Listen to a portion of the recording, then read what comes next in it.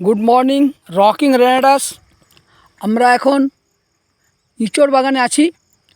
ইঁচড় বাগানের মালিক আছেন আমার সঙ্গে, অরূপবাবু, আমাদের রেনোভিয়ান্স। অরূপবাবু, আপনি কিছু বলুন।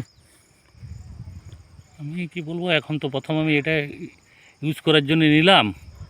দেখি যদি কি এটা গ্রোথ ভালো হয় বা এটার যেটা আমাদের গাছের কাজ, মাটি উর্বর করে রাখা এবং রোগ জ্বালা থেকে মুক্ত করা, সেটা যদি ঠিকমতো থাকে তাহলে আমরা রেনোডাসের নিয়ে পুরো ওই বাগানটা যে বাগিয়ে এরকম 3টে বাগান আমার আছে, 3টে বাগানে আমরা এই ওষুধ প্রয়োগ করব। আচ্ছা, আমরা কী কী গাছ আছে এখানে? যেমন ইঁচড় দেখতে পাচ্ছি। আছে, সজনা আছে, হ্যাঁ, এখন পেঁপে রেডি হচ্ছে, আম আছে, লেবু আছে, পেয়ারা আছে।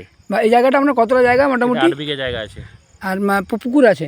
পুকুর আছে, মাছ চাষও হবে? মাছ চাষ হবে, মাছ ফেলে দেওয়া হয়েছে। বাহ, ঠিক আছে। দেখুন, আমরা এটা দিয়ে গেলাম। আমরা আবার 10 দিন পর কি 1 মাস পর আসবো, এসে পরে আবার আপনাদেরকে এর ভিডিওটা দেখাবো।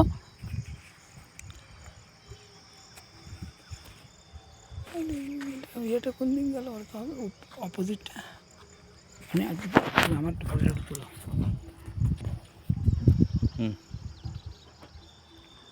তারপর এইখানটা দাঁড়ান, ওষুধটা যেমন আর গাছগুলো যেমন পায় ওইখানটা। এখানে আজকে আমরা বায়োনেটাস